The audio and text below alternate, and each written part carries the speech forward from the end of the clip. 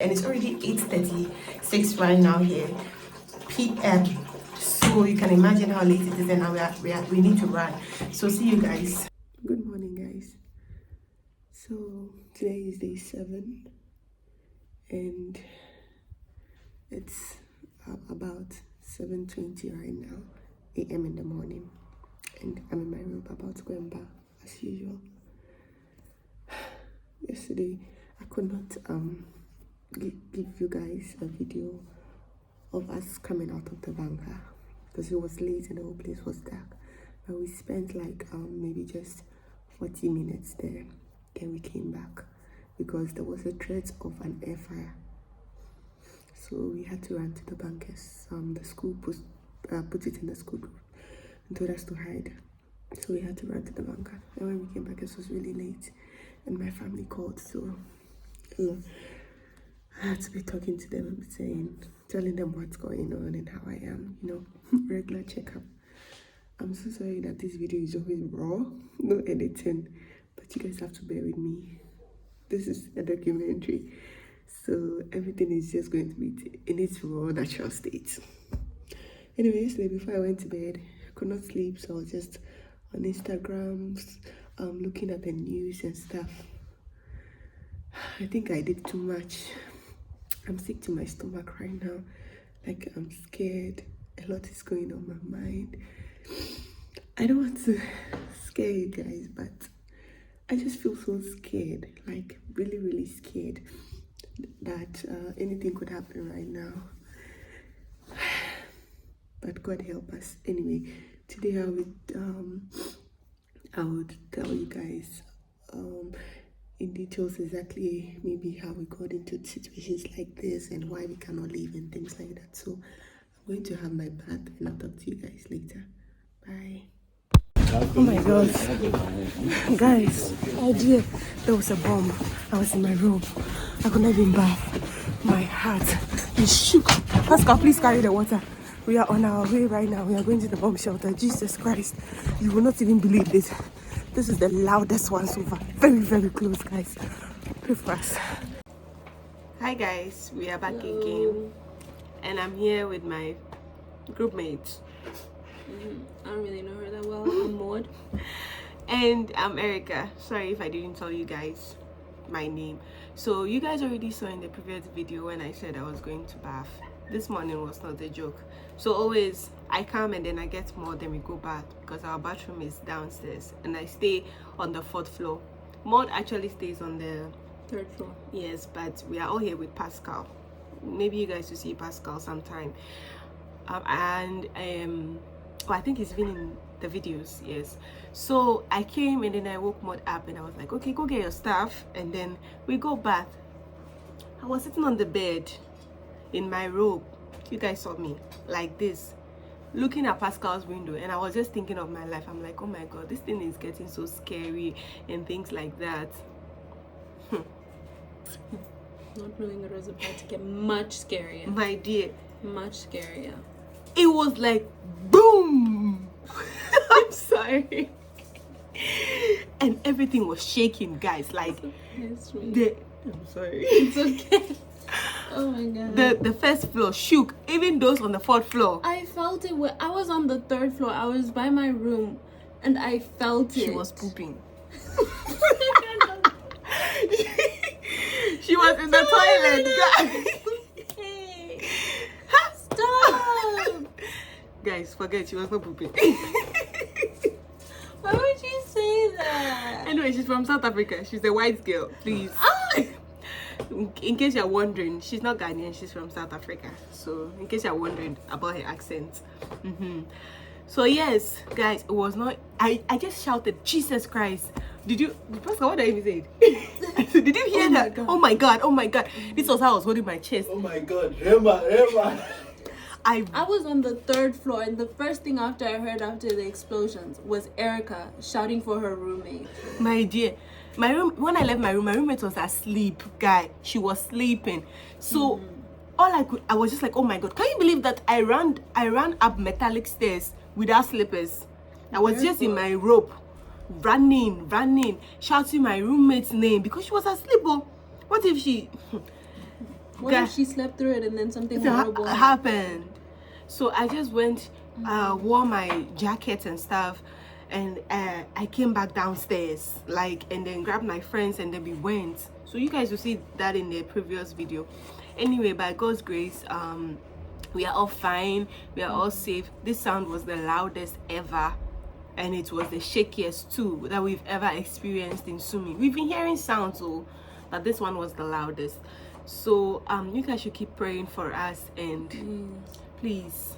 And this sound, apparently it was on the whole other side of the city. Yes. Somewhere that's an hour drive away. Yes. An hour's drive away. And we felt it in this building. It shook the building. All of us on every floor, we felt it. Yes. And we heard it like it was right next door. I want you to imagine what that is like. Thank you. That's really Because right. It's the most terrifying thing in the world. It felt like it was just behind our building, because the other ones, yes, when we heard the sound, we could tell that, oh, it is not far from here. Even the other ones, when we heard the sound, no, the sound felt like it was supposed to be like an hour ago, where it happened today now. But today, and that one was outskirts, like not in our region, not in our city, but outskirts the city. This one that was in the city, hey Jesus, it was not funny, guys. It was not funny. Everybody was laughing at me. They used me as a basket mouth. People said they didn't hear the sound, but they heard my voice. It was not time to joke. It was time to run for your life, guys. Oh God, my chest. Oh, we thank God, we thank Jesus that we are safe, and then we called our friends that stayed. But the sad thing is that where it hits, that's where we have our internal medicine, pediatrics building is there. Yes. And an internal medicine hospital. So if in case there are still babies there and stuff like that, that's not a good news, guys. So we really need your prayers, and then that we are all safe right now. So anyway, today is the 2nd of March. Yeah. Today is the 7th day of this war ever since it started, and then, like I told you guys, it's just going to be like documentary and stuff, no editing. It's just going to be raw. So please bear with us. It's not the time for us to be editing, making anything look cute. No. Not even making ourselves look cute. I can look cute. Oh God. See you every day. You see us in this bonnet. Running for our dear life. Please, if you see us on this channel with this dress, nobody should complain. They'll be like, it was all filmed on the same day. No. It was not filmed on the same day. It was filmed on different days. We just Who has time for laundry at this time? You don't want anything that you need to be wet. When you need it. If you need to be running and your thermal wear is wet, what are you going to do? And it's getting cold. It's getting colder, and the bunker itself is cold. It is freezing in there. Even when you're wearing your full winter jacket with the sweater underneath, it is cold. So please don't complain if you see me in this jacket 100 times. Don't complain. So basically today, Maud is here with me. We are going to be answering some questions, just like about 3 or 4 to make this video short. Maybe we would answer the rest in some of the videos. So I think Maud will just read the questions, and then we would both give her. I think we should answer just 3. Yeah, just these first 3 questions. Yeah. Okay. Why didn't you leave at the beginning? Like I said, why didn't we leave at the beginning, my dear? Very big reason. Would you start? Should I name names? Let's not name names. Let's finish graduating. Oh guys, and we are fifth year medical students, guys. Fifth year medical students. So anyway, I went for the meeting for we had a meeting with the school when the whole Russians were like at our borders here. We started feeling the panic because our parents were calling and stuff. So we had a meeting with the school, and then we went and we sat with the rector, the dean, the whoever. They were there. And me, I'm the secretary for Nook's Sumy.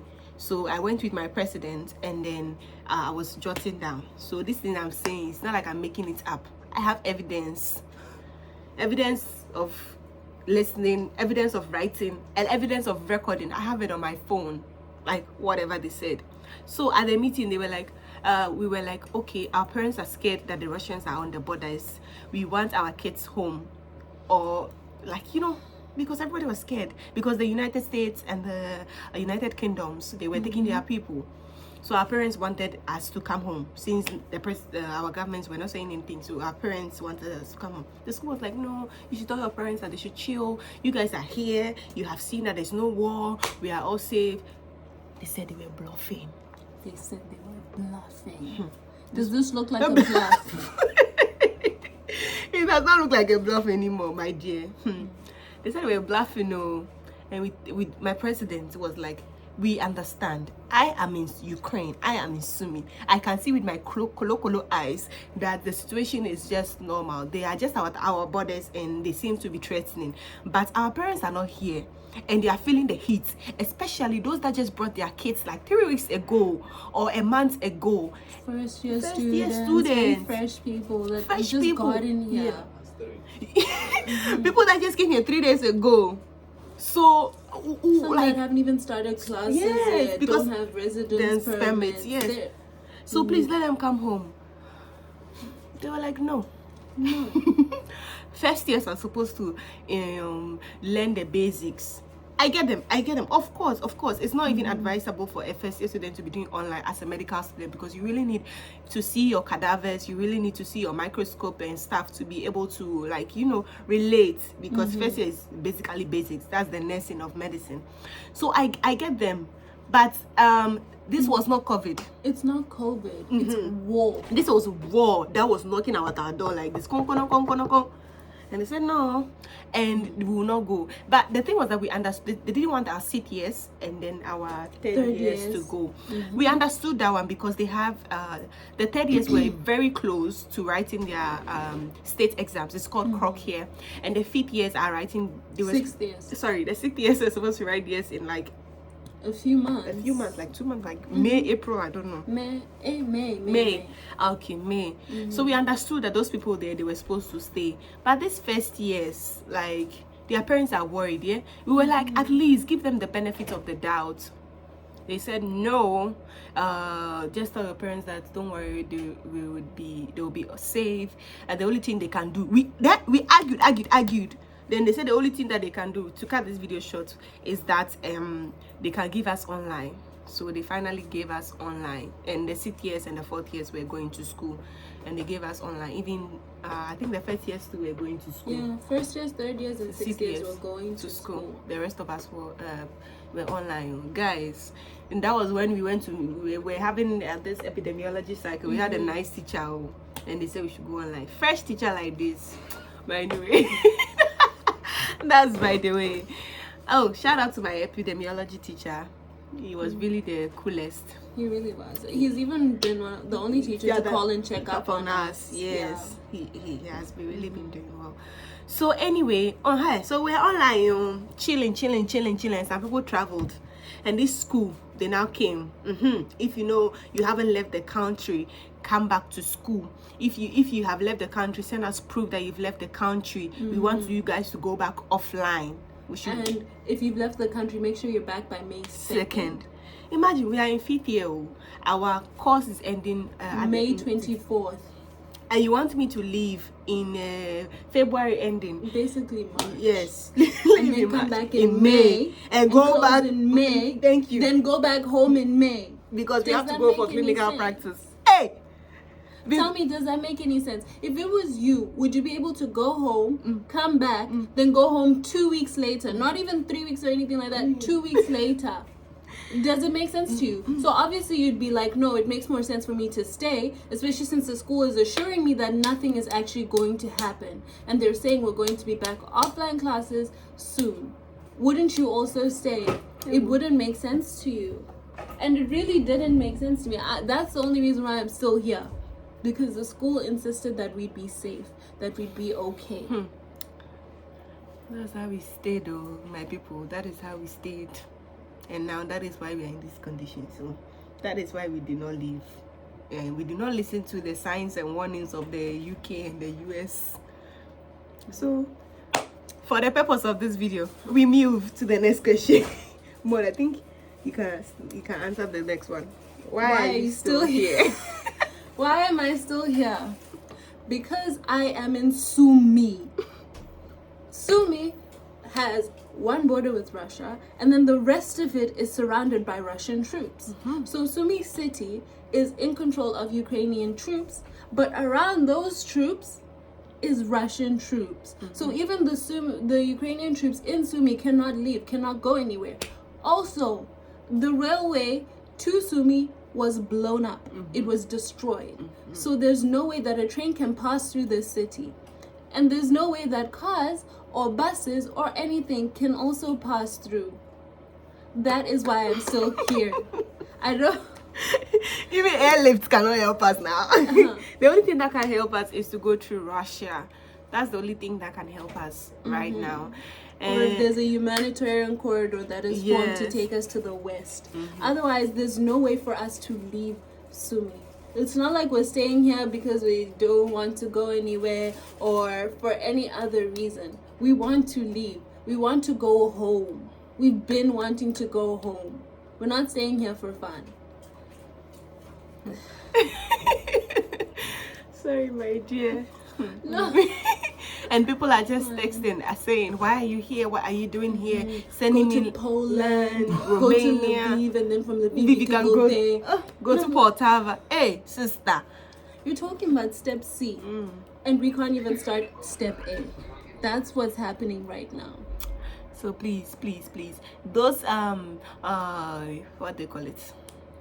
Those messages of list of contacts and stuff. We've tried though, guys. See, we are in a situation. We don't want to be here. Yesterday I said it. We don't want to be here. We want to go. Just that we are not having the chance. Right now, our only hope is to go through the Russian border, because that's our only hope. But do you think they will take us? So right now we are just pleading with our government to please organize a diplomatic escort or something that will take us from here to Russia, and then we can come back home. We really do not want to be here. Today, if you had seen me, it's so like, of course during that moment I couldn't have recorded for you guys. If you had seen me, you would have been sad. And the fact that like we are smiling does not mean that we are okay. We are not okay, guys. We are really not okay. The video is really getting long. It's already been 15 minutes and I don't really want to bore you guys with a lot of talks. So we will continue tomorrow with whatever, you know. The other video shows a bit of what happened yesterday and then today. So tomorrow's video would also show a bit of the rest of today's day and then a bit of tomorrow. Then we can also answer some few questions again, some questions people have been asking us. So thank you very much for listening and watching. Hope you enjoyed. I cannot say you enjoyed this video. Please, I hope like, share, and subscribe. Yes, the sharing is the most important part, so that people will see that we are serious. Like we need really help here in Sumy. We need the attention. So please share. Even if you don't subscribe, even if you don't like, please share. It's lying. Subscribe. Okay, fine. Because guys, there has been an Indian student that died in Kharkiv, and Kharkiv is the place 3 hours away from Sumy, and they are bombing. Like, you see, this is how they're just spraying the bomb like this. You see how they used to spray cash on people? That's how they are bombing them. Before, they had to kill our Indian students before it took them to evacuate. Now they are evacuating the students. I don't know whether they want this to happen to us before, but God forbid. We cancel it and break it in Jesus' name.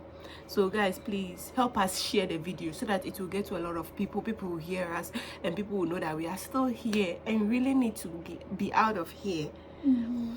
Anyway, thank you for watching this video. Thank you for liking, thank you for sharing and subscribing. See you guys in the next video. It is More Than Erica and we out. Peace. Bye. This is the banker and it's about 8:50 p.m. right now, and they just told us to get down and hide because, you know, the regular thing. So you can show them the whole place. This is the last room, and you can see students here already. People are filling up. I don't know whether you can be able to hear my voice. So let's go to the entrance. This is another room.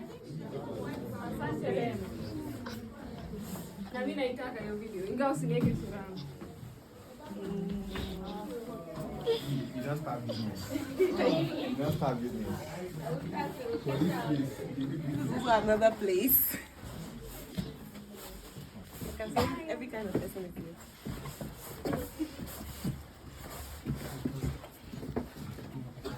This is Pascal, the one I'm invading his room. Hi, dog. Oh, here we come. This is my Kwame. This is my small sister. Wow, you can see. This is the first room. This is our Ghanaian sister. This is where we are staying this night. Under this huge party. If it is, guys, it's not easy. So please tell them to come and evacuate us. We don't want to be here. Yes. Hey, you're not doing anything. You're not doing shishi. I didn't mean you're evacuating people. Yeah, they're not doing anything. Tell them. These people. So please, guys, you can hear. We are not. It's not only Ghanaians here. My roommate is Tanzania. Yes. Zimbabwe. We have Zambians here. Mugabe's son. Everything. So please, guys, we are laughing, but this is just only to keep the spirits high. Doesn't mean that we are really happy to be here. We are not. As you can see, the conditions are not really good. So please, we beg you. We beg you. Our government, come for us. Thank you.